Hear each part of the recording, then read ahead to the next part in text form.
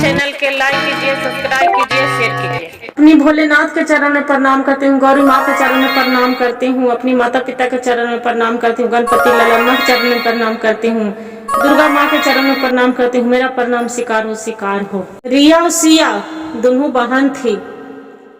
रिया थी तो गोर थी और सिया थी तो काली थी।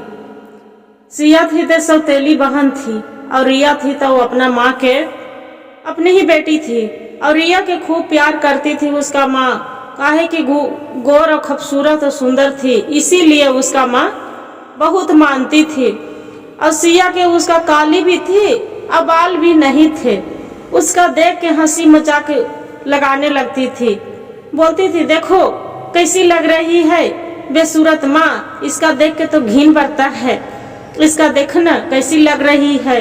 बहुत मजाक उड़ाती थी और बोलती थी उसका माँ, हाँ हाँ हाँ हाँ मेरे बेटी के सामने तू मत आना, मेरी बेटी तेरे जैसी काली न हो जाए, इसके लिए तू अलगे ही दूर से रखना। वो बोलती थी नहीं माँ, ऐसे क्यों बोलती है माँ, ऐसे मत बोलो माँ, जे मेरे देख के थोड़ू रिया काली हो जाएगी, ऐसे मत बोलो माँ। बाकी तैयों पर भी उसका बहुत मारते थे भी और हर बात में मजाक उड़ाते रहती थी।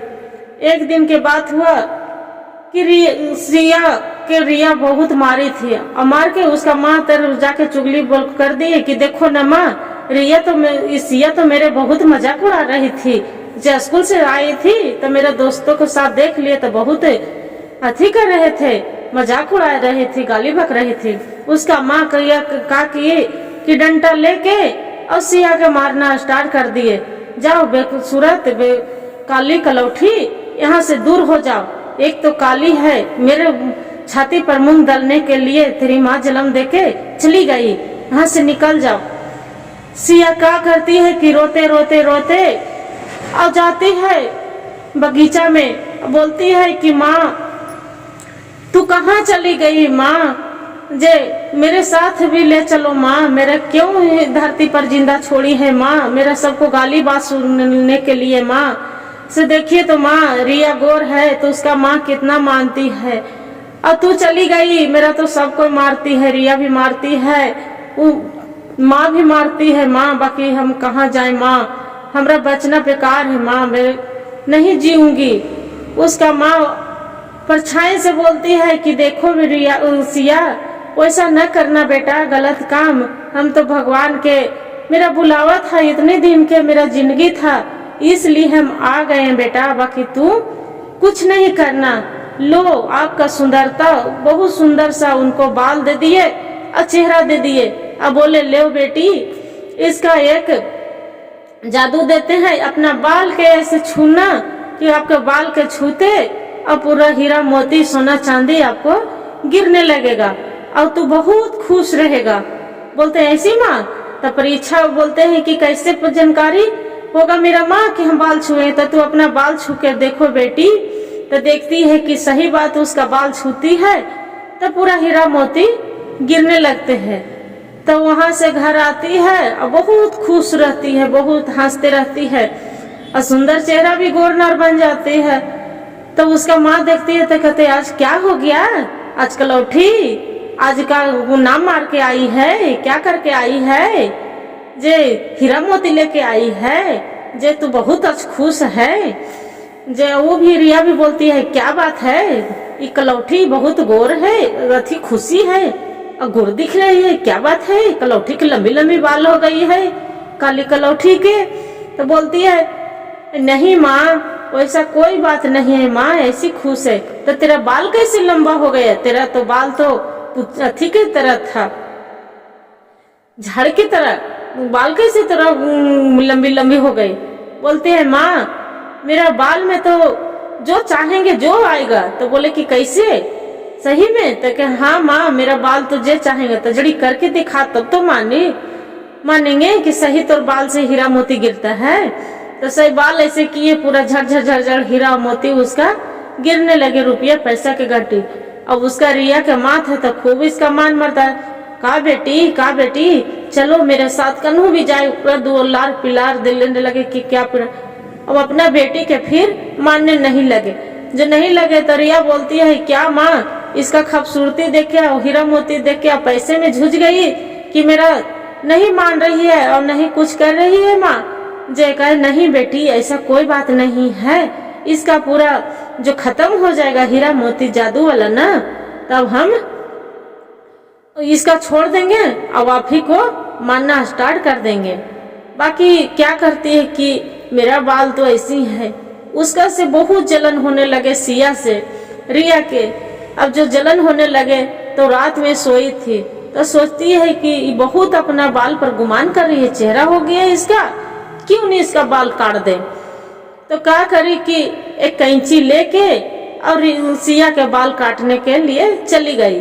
लंबा लंबा बाल घना सुंदर और बाल काटने के लिए चली गई। पर जैसी कैंची लगाया जब सब रिया के बेलचट बन के रह गई। अब बेलचट बन के रह गई तो आके बोलती है कि माँ मेरा बाल तो पूरा कट गया, देखो ना मेरा बाल बेलचट बन गई हूँ, कट गया। माँ पूरा रो रही है। उसका माँ उठी और सिया बोलती है क्या हो गया बहन क्या हो गया। तो मेरा बाल तो क्या हो गया पूरा बेलचट हो गए। तो बोले क्या करने गई थी जो तोर बाल बेलचट हो गया, कट गया, पूरा बाल छिला गया। तो बोलती है रिया के बाल सिया के बाल काटने गई थी तो मेरे ही बाल कट गया।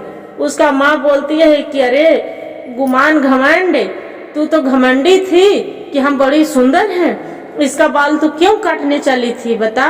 इसका बाल तो जादूगर वाला है कि कितना हीरा मोती सोना चांदी देते हैं और तू इसका बाल काटने चली थी। एक डंडा उठा के अपनी बेटी के 4 डंडा लगा दी। और सिया बोलते हैं नहीं माँ मत मारो, क्या करेगी, ये छोटी बहन है मेरी, मत मारो। उसका बचा देती है।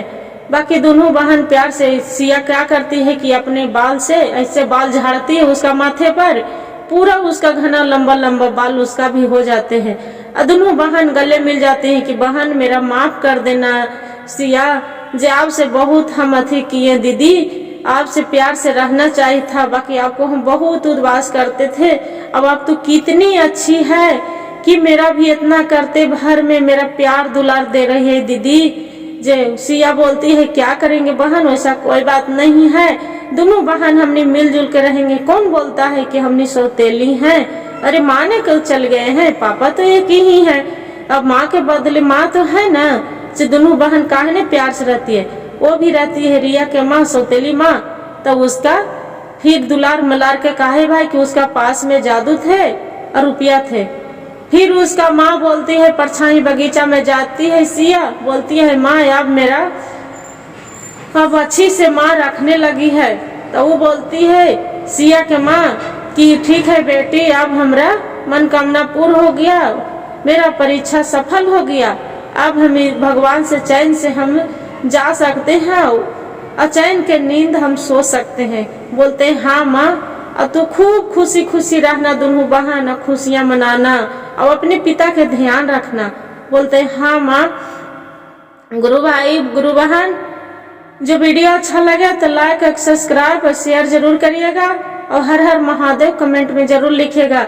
ये कहानी से हमें सीख मिलता है कि चाहे आदमी कितनो भी बेसूरत हो, अच्छा खूबसूरत हो, उसका सब चीज एक गुण होता है, रूप खाली सुंदर होने से नहीं होता है। ये भगवान के महिमा रहते हैं, चाहे जो भी है उन्हीं को तो लीला है।